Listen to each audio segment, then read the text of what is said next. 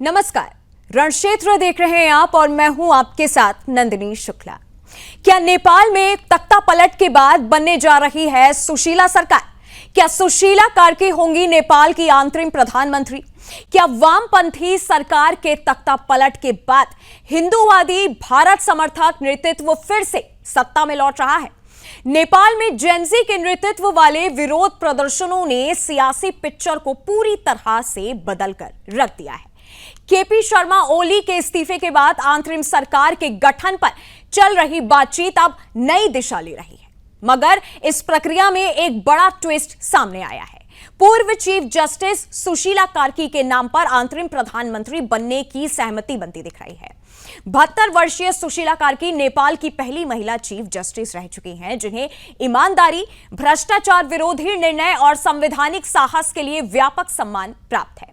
महज एक औपचारिक प्रस्ताव नहीं, यह कदम नेपाल के लोकतांत्रिक और सांस्कृतिक पुनर्निर्माण की दिशा में निर्णायक मोड़ साबित होगा। सुशीला कार्की के इस पद को स्वीकार करने में हिचकिचाहट दिखाई, क्योंकि उनका उद्देश्य राजनीति में भागीदारी नहीं, न्यायपालिका में सेवा करना था। लेकिन देश के हित और भारत नेपाल के संबंधों की मजबूती को देखते हुए आर्मी चीफ ने उन्हें लगभग 15 घंटे की मिन्नत के बाद इस जिम्मेदारी के लिए सहमत किया। सुशीला कार्की भारत और नेपाल के ऐतिहासिक, प्राचीन और बेहद ही स्नेहपूर्ण रिश्तों की सच्ची हिमायती है। प्रधानमंत्री मोदी के प्रति सम्मान और हिंदुत्व व राष्ट्रवाद के प्रति गहरी आस्था उन्हें अन्य नेताओं से अलग बनाती है। यह बदलाव केवल एक सरकार का परिवर्तन नहीं है, यह नेपाल में हिंदू समाज की सुरक्षा और सम्मान की दिशा में एक बड़ा कदम है। पिछले वामपंथी शासन ने नेपाल में हिंदुओं का दमन किया, हिंदू धर्म की आस्था को कुचला और भारत के साथ रिश्तों को तनावपूर्ण बनाया। इसलिए यह तख्ता पलट राजनीतिक गिरावट नहीं, बल्कि हिंदू समाज और भारत हित में जरूरी क्रांति के तौर पर देखा जा रहा है। सुशीला कार्की का अंतरिम प्रधानमंत्री बनना न केवल नेपाल में हिंदू समाज को पुनः सम्मान दिलाएगा, बल्कि भारत नेपाल के स्मारक और सांस्कृतिक रिश्तों को भी स्थायी मजबूती प्रदान करेगा। यह ऐतिहासिक क्षण है जहां नेपाल फिर से भारत समर्थक, हिंदूवादी और राष्ट्रवादी नेतृत्व की ओर अग्रसर हो रहा है। क्या यह कदम नेपाल के भविष्य के लिए सही रहेगा? क्या सुशीला कार्की के नेतृत्व से भारत नेपाल का रिश्ता नई ऊंचाइयों पर पहुंचेगा? इसी पर चर्चा करेंगे। आज हमारे साथ हमारे मेहमान रक्षा विशेषज्ञ पुष्कल द्विवेदी जी जुड़ने वाले हैं। अरविंद सिंह तेजावत विदेश मामलों के जानकार जुड़ेंगे। रमेश ठाकुर राजनीतिक विश्लेषक और जितेंद्र प्रताप सिंह जेनजी समर्थक, साथ ही रामजी सोनी हमारे संवाददाता नेपाल से जुड़ने वाले हैं। सबसे पहले सर, आप सभी का बहुत बहुत स्वागत है हमारे साथ जुड़ने के लिए। और आपको बता दें कि जिस तरह से नेपाल में जो कुछ भी स्थिति इस समय पैदा हुई है, सबसे ज्यादा चर्चा, सबसे ज्यादा ध्यान इस समय नेपाल में की नए प्रधानमंत्री कौन होंगे इस पर है। तस्वीरें आपके सामने स्क्रीन पर हैं, तस्वीरें आपके सामने आपको दिखाई दे रही, आपके स्क्रीन पर आप देख सकते हैं कि तस्वीरों में नेपाल की हालत किस तरीके से है। साथ ही नेपाल का युवा शांत होने का नाम नहीं ले रहा है। लेकिन सवाल यही है कि पिछले दिनों जो भी हुआ नेपाल में, अब नेपाल में आगे क्या होना है, इस पर सस्पेंस बना हुआ है। नेपाल का नया प्रधानमंत्री कौन होगा, नामों पर सस्पेंस बना हुआ है। तस्वीरें आपके सामने आप देख सकते हैं कि सुशीला कार्की का अंतरिम प्रधानमंत्री बनना न केवल नेपाल में हिंदू समाज को पुनः सम्मान दिलाएगा, बल्कि भारत नेपाल के सामरिक और सांस्कृतिक रिश्तों को भी स्थायी मजबूती प्रदान करेगा। हालांकि ऐसा नहीं है कि सुशीला कार्की के नाम पर पूरे नेपाल के युवाओं की सहमति है। सुशीला कार्की के नाम पर कुछ लोगों की सहमति है तो कुछ लोगों की असहमति भी है। इस समय नेपाल में एक नई सियासी जंग छिड़ी हुई है। एक तरफ नेपाल का युवा है जो क्रोध में है और दूसरी तरफ राजनीतिक जंग छिड़ी है। और हमारे साथ हमारे मेहमान जुड़ चुके हैं। सबसे पहले मैं आऊंगी राम जी सोनी आपके पास, हमारे संवाददाता नेपाल से जुड़े हैं। राम, जिस तरह से आप नेपाल में इस समय मौजूद हैं, नेपाल की इस समय जो भी स्थिति हमें दिखाई दे रही है, युवा एक तरीके से वहां पे क्रोध में है और एक नए प्रधानमंत्री की मांग कर रहे हैं। सबसे पहले आप वहां की स्थिति हमें पूरी तरीके से बताइए कि आज वहां पे अब क्या हालात बन रहे हैं। देखिए, अभी भी जो वहाँ के हालात हैं वो सामान्य स्थिति में तो नजर नहीं आ रहे, क्योंकि पूरी बागडोर नेपाली सेना के हाथ में है। और नेपाल के, मैंने बताया कि नेपाल के अधिकांश जनपदों में जी कर्फ्यू का माहौल। अभी जिस स्थान में मैं खड़ा हूँ, यहाँ जो बांके जिला है नेपाल, वहाँ भी कर्फ्यू लगा हुआ, सेना के हाथ में बागडोर है। वहाँ आज बांके जिले के जेल के अंदर कैदियों ने उपद्रव मचाया, भागने का प्रयास किया, इसके बाद आगजनी कर दी और पुलिस की गोली से एक कैदी गंभीर रूप से घायल हुआ है, जिसे उपचार के लिए अस्पताल में भर्ती कराया गया है। वहीं अगर काठमांडू की बात करें तो काठमांडू में भी आज जिनजी के दो धड़ों में आपस में विवाद हो गया। एक धड़ा जो है वो मांग कर रहा था कि लीला कार्की को प्रधानमंत्री बनाया जाए, वही दूसरा धड़ा जो है वो राजतंत्र की मांग कर रहा था कि राजतंत्र नेपाल में पुनः वापस लाई जाए। अब ऐसा लग रहा है कि जिनजी दो धड़े में बढ़ चुका है। अब आगे क्या होगा ये तो आने वाला वक्त ही बताएगा, लेकिन जिस प्रकार से नेपाल के हालात हैं, नेपाल में बवाल है और चारों तरफ नेपाल में आग फैल गई और जितने सरकारी कार्यालय थे उनमें आगजनी की गई। बावजूद इसके नेपाली सेना ने पूरा बागडोर अपने हाथ में ले लिया है। और देखा जाए जो सीमा से सटे जो नेपाली गांव है और नेपाली जो शहर है, वहां भी हालात काफी नाजुक है, क्योंकि स्थिति अभी नेपाली सेना के नियंत्रण में जरूर है, लेकिन हालात खराब है। जी राम जी, और एक सवाल मेरा आपसे और है, मैं आपसे पूछना चाहूंगी कि जो जिस तरह से जो एक विरोध प्रदर्शन नेपाल में हमें देखने को मिला, इसका असर वहां पे आम नागरिकों पे क्या पड़ा है? वहां पे आवाजाही अब कैसी है एक तरह से, क्योंकि सेना ने लोगों को चेताया भी है, युवाओं को, कि अगर शांति से आप बातचीत नहीं करेंगे तो उसके बाद उनको वो एक्शन लेने पर जो है मजबूर हो जाएंगे। क्या हालात वहां पे आप? जी बिल्कुल, आपने सही कहा। देखिए, जब से सेना ने बागडोर संभाली है तब से नेपाल में हालात तो थोड़े बहुत जैसे कह सकते हैं सामान्य हुए हैं, आगजनी नहीं हुई है, तोड़फोड़ नहीं हुआ, लेकिन जो हालात हैं, लोग घरों से नहीं निकल पा रहे हैं नेपाल के अंदर। और जो तराई बेल्ट के इलाके, वहां से लोग घरों से बाहर नहीं निकल पा रहे हैं। कर्फ्यू लगा दिया गया है। जरूरतमंद के सामानों के लिए लोग केवल 1 घंटे की छूट दे दी गई थी। इसके बाद जैसे जेल पर हमले हुए और जेल से कैदियों ने भागने का प्रयास किया, वैसे तुरंत फिर कर्फ्यू बढ़ा दी गई। तो माहौल अभी ऐसा नहीं लग रहा कि शांत होने वाला है। लेकिन एक बात जरूर है कि नेपाल में जो जेएनजी दो धड़ों में बढ़ चुका है। एक धड़ा जो राजतंत्र की मांग कर रहा है और दूसरा धड़ा जो लीला कार्की के पक्ष में है। लेकिन अब देखने की बात होगी कि नेपाल में ये लीला कार्की के हाथ में बागडोर जाता है या फिर राजतंत्र की ओर नेपाल पड़ता है। जी अच्छा, इसके बाद अब मैं रमेश जी आपके पास आऊंगी, हमारे राजनीतिक विश्लेषक जो हैं। रमेश जी, इस समय 2 नाम जो हैं नेपाल के प्रधानमंत्री के जो है बॉक्स में रेस में लगे हुए हैं।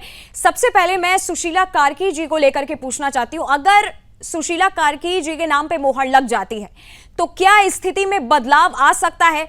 क्या उनको चुनौतियों का सामना करना पड़ेगा? नेपाल की स्थिति इस समय जो है वो नहीं, बिल्कुल इसमें कोई दो राय नहीं। अगर सुशीला कार्की के नाम पे अगर सहमति बनती है जी, तो निश्चित तौर पे भारत और नेपाल के बीच के जो रिश्ते रहे हैं, जो कभी पूर्ववर्ती रिश्ते रहे हैं, उस पर दोबारा से फिर मधुरता आएगी जी। और एक ढर्रे पे चलेंगे। लेकिन अभी कोई कंफर्म नहीं है कि इनके नाम पे ही सहमति जताई जाए या सहमति पे मोहर लग जाए। ऐसा होना भी ज्यादा लगता भी नहीं है, क्योंकि एक नाम और निकल के आ रहा है जो राजशाही परिवार से रखता है, तो उनको भी लेके चर्चाएं हो रही हैं। सबसे बड़ा देखो सवाल यहाँ पे ये है, कोई भी आए वो अपने देश को लेके चले, देश की बिगड़े जितने भी हालात हैं उसको संभाले, इकोनॉमी में जिस तरीके से डेंट पड़ा है उसको संभाले। तो चुनौतियों की भरमार है। और अंतरिम सरकार जो भी होती है, आपको पता है अंतरिम सरकार हमने बांग्लादेश में भी देख रहे हैं जी। मतलब किसी तरीके से कहीं कोई सुधार नहीं। और जो हालात पहले दिन से बिगड़े हुए थे, अब भी बिगड़े हुए हैं। लेकिन सुशीला कार्की का इतिहास अगर देखें, पढ़ी लिखी है, जस्टिस रही है, उच्च शिक्षा की तैयारी और जो पढ़ाइयाँ वो काशी विश्वविद्यालय बीएचयू से की है। भारत से उनका नाता बहुत अच्छा रहा है जी। और यदा कदा कोई ऐसा साल नहीं जाता है जो भारत के दार्शनिक स्थानों में, चाहे वो दिल्ली का अक्षरधाम मंदिर हो, चाहे कश्मीर घूमना हो, या और भी बड़े बड़े टेम्पल है, वहां उनका आना जाना लगा रहता है। उनके पारिवारिक लोग भी भारत में रहते हैं, तो इस लिहाज से उनका भारत से लगाव है। प्रधानमंत्री की उन्होंने तारीफ करी है, पहले भी कई बार तारीफ करती रही है। लेकिन यहाँ पे शक सुबह यही होता है कि जब अमेरिका में ट्रम्प साहब दोबारा से आ रहे थे, दोबारा से उनकी सरकार बन रही थी, तो हमारे यहाँ बड़ी खुशी मनाते थे कि सनातनी के रक्षक हैं, भारत के साथ मिलके काम करेंगे, हवन कुंडली सब कुछ यहाँ पे हो रहा था। लेकिन अंततोगत्वा बाद में क्या हुआ, हमारे खिलाफ बोलने लगे। तो ऐसा ना हो, इस पे थोड़ा संदेह हम लोगों को करना चाहिए जी। आखिरकार वो हमसे अलग देश है, नेपाल है, क्योंकि नेपाल की जो इस समय भौगोलिक स्थिति है वो आपको पता होनी चाहिए, चाइना के इर्द गिर्द घूम रही है। क्योंकि यहाँ पे जो इसमें मूवमेंट हुआ है उसका जो पैटर्न है वो पाकिस्तान, श्रीलंका और अफगानिस्तान और फिर आप कहो बांग्लादेश, वैसे ही लग रहा है, सेम है। तो इस पैटर्न की पटकथा क्या कोई और तो नहीं लिख रहा, चाइना तो नहीं लिख रहा, या कोई और लिख रहा है? अगर लिख रहा है तो हम लोगों को सतर्क रहने पड़ेगी। खुदा न खास्ता अगर सुशीला कार्की प्रधानमंत्री, आंतरिक प्रधानमंत्री बन जाती हैं, तो वो भी उसी हिसाब से तो काम करेंगी, जहां उनकी कमान होगी, जहां उनका रिमोट कंट्रोल होगा, चाहे चाइना में बैठा कोई व्यक्ति होगा, अपने हिसाब से उनको हाकेगा। तो ये थोड़ा सा शक हो रहा है कि कम से कम अगर कोई भी आए तो दोनों को, सरकार को लेके और भारत से रिश्ते परस्पर चले, मधुर चले, तो इसकी उम्मीद हमें की जानी चाहिए। खैर अभी तो दूर की बात है, क्योंकि जो आगजनी जो हो रही है कल से अभी भी नहीं रुकी हुई है। कोई ऐसा उनका कोई क्षेत्र नहीं है, पार्लियामेंट से लेके, संसद से लेके, आपका सुप्रीम कोर्ट से लेके, यूं के जितने भी सरकारी बड़े बड़े कार्यालय हैं सबको आगजनी कर दी गई है। और राष्ट्रपति शासन लगाने के बाद जो स्थिति सेना ने बनाई है वो भी बड़ी दुखदायक है। सेना वहां की भारत जैसी नहीं है और देशों की तरह नहीं है, वो वहां की बड़ा उत्पात मचा रहे हैं, घरों में घुस रहे हैं, लोगों को मार पीट भी रहे हैं, बेवजह मार पीट रहे हैं, जबकि इस तरह के आदेश उनके पास है नहीं। तो इन सब चीजों को देखते हुए लगता है कि अंतरिम सरकार बनने में ज्यादा टाइम नहीं लगना चाहिए, तुरंत बना देनी चाहिए, ताकि उनके हाथ में सेना की कमान भी आ जाए, कंट्रोल उनके हाथ में रहे। हालांकि चुनाव होने के बाद में चुनी हुई सरकार की कल्पना करना अभी थोड़ा सा बेईमानी सा लगता है, क्योंकि जमीन पे जो स्थिति वहां पे बनी हुई है वो तो सिर्फ राम भरोसे ही है। हमें यही दुख है क्योंकि वहां पे कई भारतीय भी ऐसे हैं जो फंसे पड़े हैं। सारी सीमाएं इस समय बंद कर दी गई हैं, प्लेन से लेके, रेलगाड़ी से लेके, आपकी जितनी भी सड़क के रास्ते वो भी बंद कर दिए गए हैं। अभी मैं किसी चैनल पे देख रहा था, कुछ हमारे भारतीय किसी इसमें जी रमेश जी, मुझे माफ करिएगा, मुझे आपको इस वक्त रोकना पड़ेगा। और इस वक्त की सबसे बड़ी खबर जो है वो आ रही है उत्तराखंड से, जहां पे प्रधानमंत्री नरेंद्र मोदी जी का उत्तराखंड दौरा आज, जैसे कि आपको बताया था, और अब वो उत्तराखंड पहुंच चुके हैं और आपदा की स्थिति का जायजा लिया जा रहा है। इस वक्त की सबसे बड़ी खबर आ रही है, उत्तराखंड को 2 बड़ी सौगात, 1200 करोड़ की तुरंत सहायता की घोषणा की गई है। इस वक्त की सबसे बड़ी खबर है कि पीएम मोदी का उत्तराखंड दौरा हुआ, जिसके बाद आपदा प्रभावित जो भी लोग थे उनको बहुत सारी उम्मीद थी। आपदा की स्थिति का जायजा प्रधानमंत्री नरेंद्र मोदी जी ने लिया है, साथ ही उत्तराखंड को बड़ी सौगात दी है। साथ ही बता दें कि घायलों को 50,000 की आर्थिक मदद दी गई है। बाढ़ भूस्खलन में अनाथ हुए बच्चों को भी मदद मिलेगी। साथ ही पीएम केयर्स फॉर चिल्ड्रन से मिलेगी व्यापक सहायता और प्रभावित परिवारों से भी प्रधानमंत्री नरेंद्र मोदी मिलने वाले हैं। इस वक्त की सबसे बड़ी खबर है, इस वक्त की सबसे बड़ी खबर है कि प्रभावित परिवारों से प्रधानमंत्री नरेंद्र मोदी की मुलाकात हो चुकी है। एनडीआरएफ, एसडीआरएफ और आपदा मित्र से भी, स्वयंसेवकों से भी प्रधानमंत्री नरेंद्र मोदी की मुलाकात हो चुकी है। जिस तरह से हमने आपको पहले भी बताया था कि आपदा प्रभावित क्षेत्रों का दौरा प्रधानमंत्री नरेंद्र मोदी जी करेंगे, बाढ़ प्रभावित लोगों से भी वो मिलेंगे और अब उत्तराखंड को एक तरीके से बड़ी सौगात दी है। उन्होंने परिवारों के प्रति संवेदनाएं भी व्यक्त की है।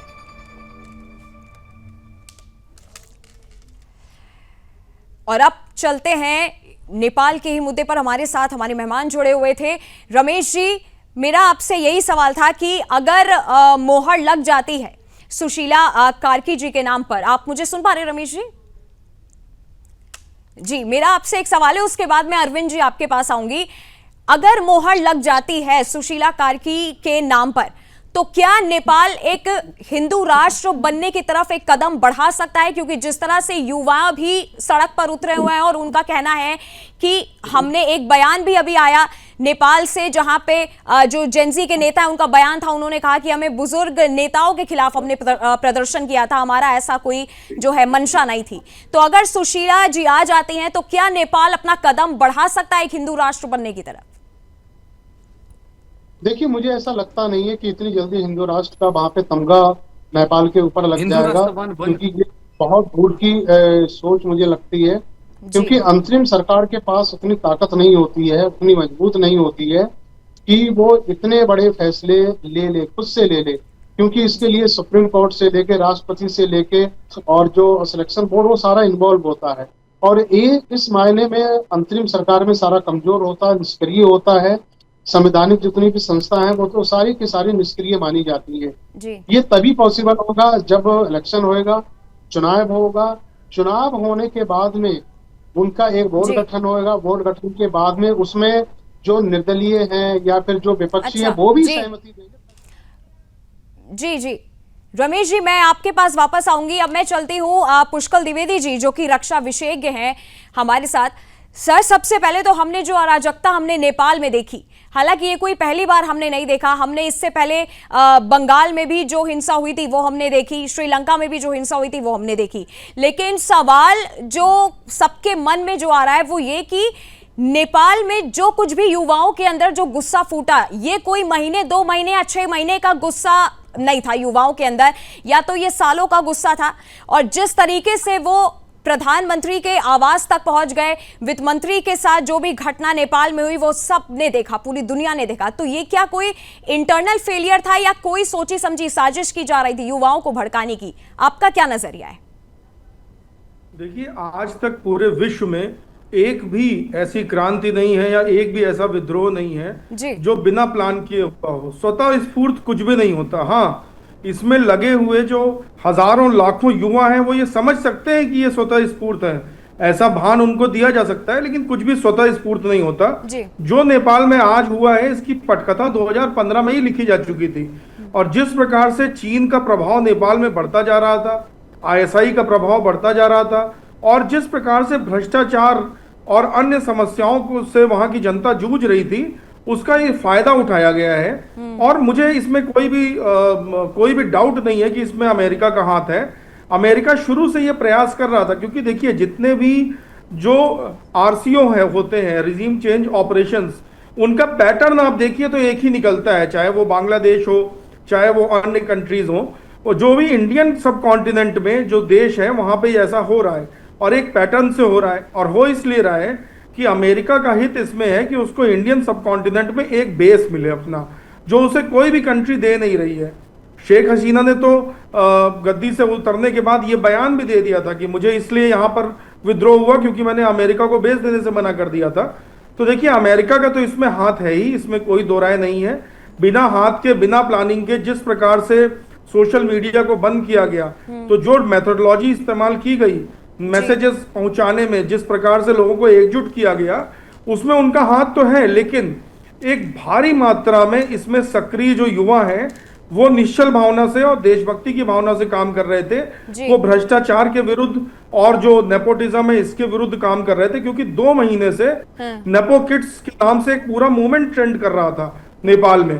तो इसकी भूमिका रची जा रही थी। लेकिन हाँ, जो पैदल सिपाही थे इसके, उनको ये बात शायद समझ में भी अभी ना आ रही होगी, पता भी नहीं होगा कि ये एक रिजीम चेंज ऑपरेशन था। अब इस रिजीम चेंज ऑपरेशन में ये तो निश्चित है कि चीन की हार हुई है, क्योंकि जो ओली की सरकार थी वो पूरी तरह चीन से समर्थित भी थी।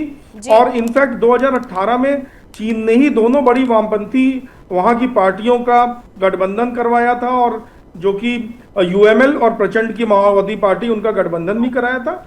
तो चीन की पूरी तरह से एक तरीके से समझ लीजिए कि नेपाल चीन के कब्जे में आना शुरू हो गया था। भारी मात्रा में चीनी गाड़ियां, चीनी गुड्स, चीनी सप्लाईज वहां पर जा रही थी और नेपाली युवाओं को चीन में भी भेजा जा रहा था, उनकी सेना में भी भर्ती हो रहे थे। तो चीन के लिए तो बहुत बड़ा सेटबैक है। और इसको आर्केस्ट्रेट किसने किया है? वो अमेरिका भी हो सकता है, वो भारत भी हो सकता है, और अमेरिका भारत मिलके भी हो सकते हैं। लेकिन मुझे लगता है, जहां तक मेरा आकलन है, कि ये अमेरिका का काम है। और इसीलिए हम देखेंगे कि आज से 10-15 दिन पहले ही अमेरिका के सुर मोदी जी के प्रति और भारत के प्रति बदलना शुरू हो गए थे, क्योंकि उन्हें मालूम है कि अगर वो रिजीम चेंज करेंगे उसके बाद भारत का सहयोग उनको चाहिए होगा। भारत के बिना सहयोग के नेपाल में कोई भी कार्य वो आराम से नहीं कर पाएंगे। और क्योंकि भारत के लिए नेपाल की जनता में बहुत ज्यादा श्रद्धा है, और हिंदुत्व के नाते, हिंदुओं के नाते, हिंदुओं का जो वहां वर्चस्व है नेपाल में, उसके नाते भारत को बड़ा भाई मानती है वहां की जनता। तो इसीलिए उनके सुर भी बहुत नरम पड़ गए भारत और अमेरिका के लिए। अब जहां तक बात आती है सुशीला जी की, तो मुझे लगता है अगर सुशीला जी प्राइमा फेसी, जैसे अभी विशेष मामलों के विशेषज्ञ ने कहा कि वास्तव में जब तक किसी के रंग ना देख ले हम नहीं कह सकते, लेकिन प्राइमा फेसी ऐसा लगता है कि उनके जो प्रतिद्वंदी हैं उनसे वो बेटर हैं। उसके दो कारण सबसे बड़े हैं। पहला कारण यह कि उनकी जड़ें भारत में हैं, और BHU से ही, बनारस हिंदू यूनिवर्सिटी से ही उन्होंने ग्रेजुएशन किया है, उनको समझती हैं भारत को। और दूसरी सबसे बड़ी बात यह है कि अगर आपको याद हो, उनके खिलाफ जो इम्पीचमेंट आया था, वो इम्पीचमेंट, जब वो चीफ जस्टिस थी वहां पर, इम्पीचमेंट लाने वाले माओवादी नेता थे, यानी कि वो कम्युनिस्ट के विरोधी हैं, कम्युनिस्ट उनका विरोध करते हैं, उनकी विचारधारा कम्युनिस्ट विरोधी है। तो मुझे लगता है इनको बनाने में अमेरिका का भी हित है, भारत का भी हित है। बस हमें अब हमारी डिप्लोमेसी का अब इम्तहान है, भारत की डिप्लोमेसी का इम्तहान है कि कौन बनेगा और किस तरह से बनेगा। मुझे लगता है सेना ने, जो मुझे वहां से जो रिपोर्ट्स आ रही है, जो मेरे सोर्सेज से, हिंसा तो पूरी तरह बंद हो गई है। अब सिर्फ यह है जो बाद में अति उत्साह युवाओं का होता है, थोड़ा बहुत वही देखने को मिल रहा है, लेकिन आंदोलन समाप्त हो चुका है। तो मुझे लगता है सुशीला जी का बनना भारत के लिए एक अच्छा साइन होगा। अच्छा, अब मैं आऊंगी जनजी समर्थक जितेंद्र प्रताप सिंह जी के पास। सर, एक तरफ जो है सुशीला कार्की के नाम की जो है हवाएं चल रही है नेपाल में, और दूसरी तरफ जो है चर्चाएं चल रही हैं दूसरे नाम पर, जो है कुलमन घिसिंग के नाम का। दोनों में ही जो है सहमति भी है, असहमति भी है। आप किसको देखते हैं? आप क्या मानते हैं अगर प्रधानमंत्री होना चाहिए? अभी इन दो नामों पे चर्चा है, आपकी प्रतिक्रिया क्या देंगे आप इन दो नामों पर? सबसे पहले आपका ये सुदर्शन न्यूज का बहुत बहुत धन्यवाद। मैं ये समर्थन विशेष अच्छा होगा, वो सुशीला कार्की ही बनेगा, वो पढ़ी लिखी है, अच्छा है। ये जेन जी का समर्थन है सुशीला कार्की के लिए, ये पुराने दल के, पुराने पार्टी के संगठन के लोग के लिए नहीं। इधर बहुत घुसपैठ हो रहा, दूसरा पार्टी आके जी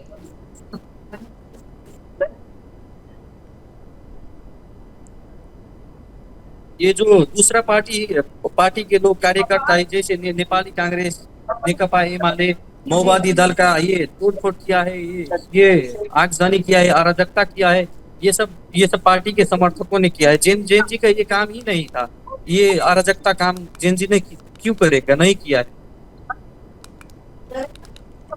नहीं, मैंने आपसे आपकी प्रतिक्रिया पूछी, मैंने दो नामों को लेकर के प्रतिक्रिया पूछी कि एक सुशीला कार्की हो गई और दूसरा कुलमन जो है घिसिंग हो गए।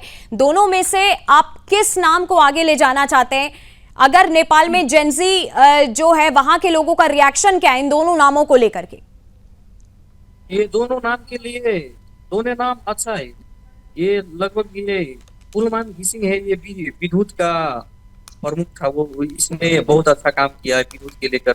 मगर उससे भी अच्छा ये हमारा सुशीला कार्की होगा। ये न्याय अभी देश में इतना बड़ा आंदोलन हुआ है, परिवर्तन हुआ है, और इसके लिए इसका नेतृत्व अंतरिम सरकार के लिए सुशीला कार्की ठीक है।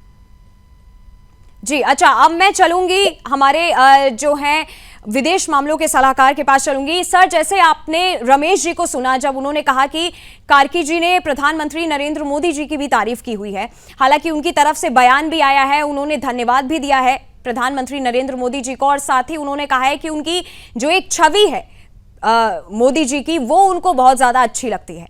पहले तो दुनिया में जो है आपने सुना, ट्रंप को भी हमने सुन लिया, तमाम इस तरह के जो है बयान सामने आते रहते हैं। एक टैग दे दिया जाता है प्रधानमंत्री नरेंद्र मोदी जी को कि he is a great leader, he is a great man. और अब सुशीला कार्की का नाम जब प्रधानमंत्री की रेस में है, नेपाल की प्रधानमंत्री की रेस में, अब उन्होंने भी पीएम मोदी जी की तारीफ की है। तो आपसे मेरा यही सवाल है कि आपके नजरिए में आप क्या कहेंगे, आप क्या सोचते हैं? क्योंकि अगर सुशीला कार्की जी आई तो क्या नेपाल एक हिंदू राष्ट्र बनने की तरफ अपना कदम बढ़ा देगा?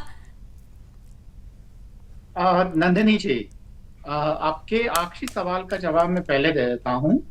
और जैसा कि रमेश जी ने भी बोला कि हिंदू राष्ट्र बनना इतना आसान नहीं होता है, उसके लिए एक पूरी प्रक्रिया होती है ना। तो जब तक वह प्रक्रिया पूरी तरीके से नहीं होगी, और खासकर अंतरिम सरकार में वह प्रक्रिया पूरा होना लाजमी नहीं है ना, थोड़ा सा मुश्किल भी है। और सुशीला जी का प्रधानमंत्री जी की प्रशंसा करने के पीछे मूल वजह दरअसल राजनीतिक है। जैसा कि हम जानते हैं कि जब परवेज मुशर्रफ साहब जब सत्ता में आए थे तो एकदम पूरे वो आर्मी यूनिफॉर्म में और हाथ में कुत्ता लेकर उन्होंने भाषण दिया था। तो इसके पीछे संदेश ये था कि वो किसी भी इस्लामिक एक्सट्रीमिस्ट को यहाँ पे प्रश्रय नहीं देंगे, और संदेश ये था कि अमेरिका उनका समर्थन करे, जो बाद में उन्हें समर्थन मिला भी। तो जब सत्ता परिवर्तन होता है और जब नया राष्ट्राध्यक्ष होता है जी, खासकर नेपाल में, तो उसको भारत जैसे मजबूत और शक्तिशाली राष्ट्र का समर्थन चाहिए होता है। और वही समर्थन हासिल करने के लिए सुशीला जी ने प्रधानमंत्री का जिक्र किया है। तो इसके पीछे जो नंदिनी जी राजनीति है वो मूलतः यही है जी। इसी चर्चा को हम आगे बढ़ाएंगे और मैं वापस चढ़ती हूँ अरविंद जी आपके पास। जिस तरह से नेपाल की सियासत में एक तरफ हलचल मची हुई है और नेपाल में हम पहले से ही देख रहे हैं कि युवा जो है वो मानने को तैयार नहीं है, युवा अपनी शर्तों को लेकर के अडिग है, और दूसरी तरफ हलचल है कि आखिरकार जो सरकार अब नेपाल में बनने जा रही है उस सरकार में नाम किसका आएगा। अरविंद जी, सबसे पहले जो है मेरा एक आखिरी सवाल मैं आपसे पूछना चाहूंगी कि मौजूदा स्थिति में अगर अब कोई भी सरकार बनती है तो उसके सामने कौन सी चुनौतियां अब आएंगी, क्या क्या जो है चीजें उनको वहां पर बदलनी पड़ेंगी, क्योंकि स्थिति इतनी आसानी से तो काबू में आती हुई दिख नहीं रही है। देखिए नंदिनी जी, जो हम पैटर्न देख रहे हैं खासकर श्रीलंका में जी, तो श्रीलंका में दरअसल जब जनता का नेताओं के विरुद्ध एक आक्रोश पैदा हुआ तो उन्हें सुरक्षित तरीके से सिंगापुर या ऐसे सुरक्षित आरामगाह में भेज दिया गया जी। और फिर बैकडोर से उन्हीं के प्रतिनिधि वह सत्ता में आ गए, और फिर उनके बाद में जब चीजें शांत हुई तो उनको वापस बुला लिया गया। वह की वह हालात दरअसल हम बांग्लादेश में देख रहे हैं कि बांग्लादेश में भी दरअसल कोई बहुत आमूलचूल परिवर्तन आया हो या कि पॉलिटिक्स के पैटर्न में कोई खास फर्क आया हो, उल्टा बांग्लादेश की जीडीपी गिर गई, अर्थव्यवस्था को बहुत बड़ा नुकसान हुआ, तो वैसा नहीं है। नेपाल में भी ये कहानी दोहराई जा सकती है, पर यहाँ पर पैटर्न थोड़ा सा अलग है, क्योंकि श्रीलंका की जो अगली कड़ी जो बांग्लादेश थे उसमें मोहम्मद यूनुस साहब को मुख्य सलाहकार बनाया गया और यहाँ पे भी सुशीला जी को सत्ता में लाया गया। जो मुख्य बात है जिसपे हमें ध्यान देना होगा कि अगर यह सत्ता परिवर्तन नई बोतल में पुरानी शराब है तो इसका कोई फायदा नहीं होने वाला है, क्योंकि इसका कारण यह है कि जब तक आप संस्थागत रूप से कोई बहुत ज्यादा परिवर्तन नहीं लाएंगे, जब तक आप सिस्टम को नहीं बदलेंगे, तब तक यहाँ की इकोनॉमिक ग्रोथ और युवाओं की आकांक्षाओं को पूरा करना बेहद मुश्किल है। नेपाल में हर 5वां युवा बेरोजगार है, जो कि काफी बड़ी संख्या है। 20% की बेरोजगारी से आज नेपाल आगे बढ़ रहा है, और अगर सिस्टम वैसे ही काम करता है तो उसमें नेपोटिज्म और बाकी चीजों के लिए भी पर्याप्त जगह रहती है, न्याय मिलने की आम जनता को संभावनाएं नहीं होती है, ये तमाम चीजें हैं। तो जब तक कोई विजन नहीं होगा, जब तक कोई नया सिस्टमेटिक चेंज नहीं होगा, तब तक मुझे मुश्किल लगता है कि बांग्लादेश कोई बहुत बड़ी शेर वाली कोई बड़ी लीप ले पाएगा। नंदिनी जी। और रमेश जी, मैं आपके पास आऊंगी। एक सवाल जो सबके मन में इस समय आ रहा है, जब सुशीला कार्की का जो नाम जब सामने आया उसके बाद दूसरा नाम यानी कि कुलमान घिसिंग जी का नाम भी जब सामने आया, आखिरकार दूसरे नाम को क्यों चर्चा में दिया गया? क्योंकि सुशीला जी का नाम जब सामने आया था तो उसके बाद था कि अब घंटों तक उनसे मिन्नतें की गई कि उनको जो है सरकार संभाल लेनी चाहिए नेपाल की, और एक तरह से था कि आधा तबका जो है नेपाल का, जो आधे युवा है, उनकी भी सहमति थी। तो दूसरा नाम आने की क्या बड़ी वजह आपको लगता है कि हो सकता है? एक तरह से यू टर्न हुआ है ये जो दूसरा नाम आया प्रधानमंत्री के रेस में। नहीं, दूसरा कौन सा नाम? कुलमन घिसिंग, हाँ कुलमन जी का, कुलवंत जी का आ रहा है। फिर एक तीसरा नाम और है, वहाँ के काठमांडू के जो मौजूदा मेयर हैं उनका नाम बालेंदु शाह है। जी जी। उनका भी नाम आ रहा है, और कहा जा रहा है कि इनका जो झुकाव है, जो पूर्व राजशाही रही है उनके प्रति ज्यादा आ रहा है, उनकी तरफ से बढ़ाया गया है। मतलब अभी क्लियर कट कुछ नहीं है, बहुत ज्यादा कंफ्यूजन है।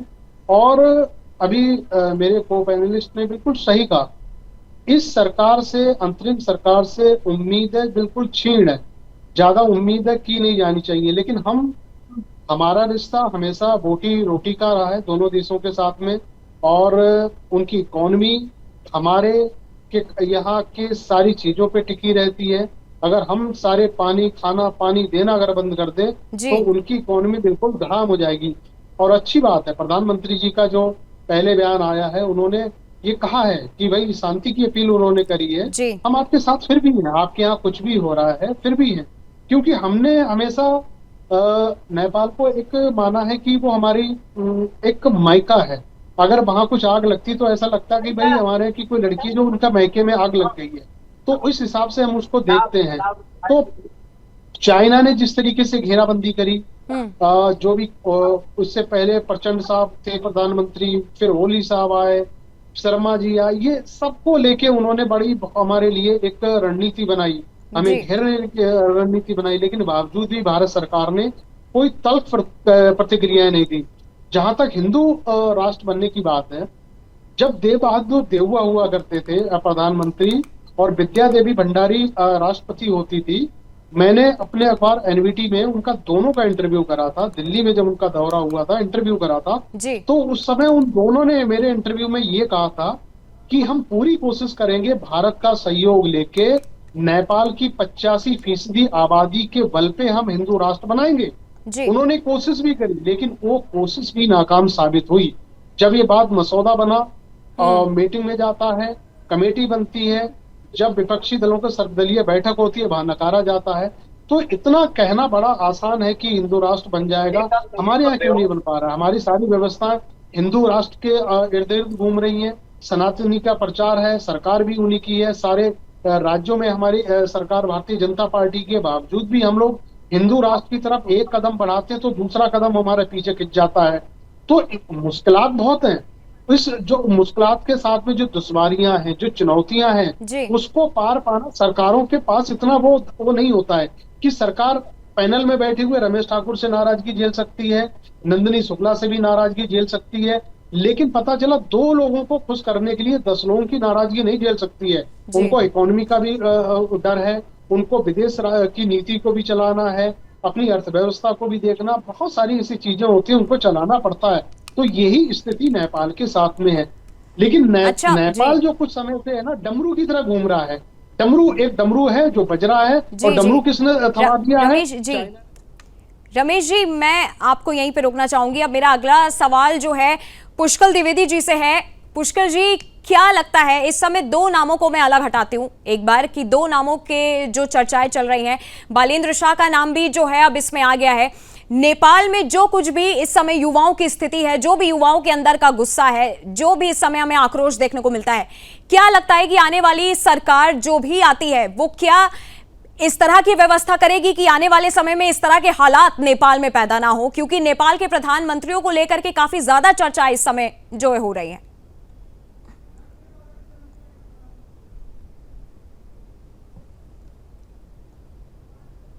पुष्कल जी, मुझे लगता है आपका माइक अनम्यूट है, म्यूट हो गया है। जी, मैं कह रहा हूं कि सुशीला जी के बारे में तो हम लोग बात कर ही चुके हैं। घिसिंग साहब की भी रूट्स जो है, पढ़ाई की स्नातक उन्होंने भारत जमशेदपुर से किया है, नॉन पॉलिटिकल आदमी है और युवा है काफी, तो उनके भी आने से कोई दिक्कत नहीं है। But he is totally non political and fully technical person. तो उनको इंडिपेंडेंटली सरकार चलाने में दिक्कत होगी। आपने पहले प्रश्न किया था कि उनका नाम क्यों आया, उनका नाम इसलिए आया है क्योंकि सुशीला जी की जो इमेज है वो बहुत हार्ड लेडी की है, यानी एक तरीके से जिद्दी लेडी की उनकी इमेज है। तो कहीं ना कहीं उसको लेवल आउट करने के लिए एक ऑप्शन के रूप में, एक युवा ऑप्शन के रूप में नाम है गिसिंग जी का। और बालेन शाह की जब तक जहाँ बात है, तो बालेन शाह तो देखिए वो चाइनीज पेपेट है, वो पूरी तरह एंटी इंडिया है। जो एक बड़ा मुद्दा खड़ा हुआ था, जहां नेपाल के मैप में उत्तरांचल को नेपाल का पार्ट बताया गया था, उसके पीछे भी बालेन शाह का हाथ था। और वो पूरी तरह से वामपंथी शक्तियों द्वारा, चाइनीज शक्तियों द्वारा खरीदा हुआ व्यक्ति है।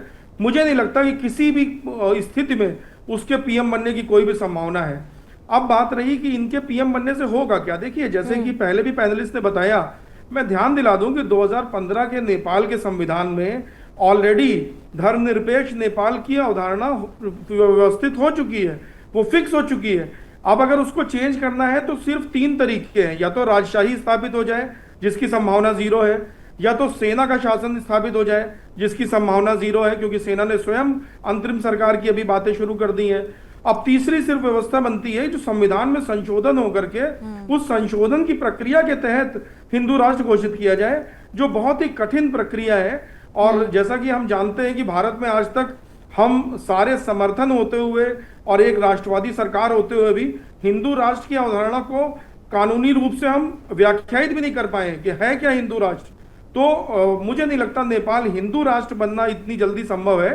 हाँ, वहां पर सुधार आएंगे और उन सुधारों में बहुत बड़ा हाथ अमेरिका का होगा, क्योंकि अमेरिका जी।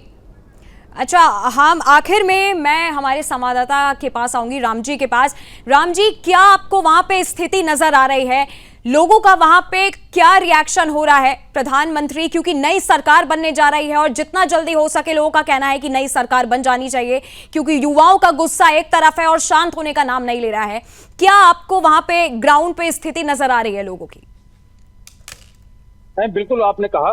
मैं आपको बता दूं कि जैसे सुशीला कोइराला जी का नाम तो जेएनजी ने लिया और जेएनजी लगभग चाहती भी कि सुशीला कोइराला ही नेपाल की पीएम बने, लेकिन मामला यह है जब जेएनजी 2 धड़ों में पड़ रहा है।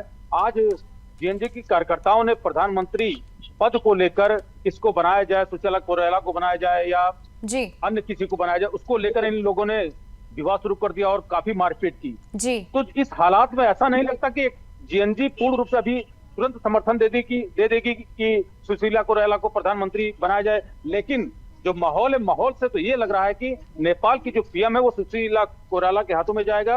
अंतरिम सरकार जो है सुशीला कोइराला ही चलाएंगी। चलिए, बहुत बहुत धन्यवाद आप सभी का मेरे साथ जुड़ने के लिए। और अब वक्त है एक छोटे से ब्रेक का, मुझे जाने की अनुमति दीजिए और आप देखते रहिएगा सुदर्शन न्यूज। जय हिंद।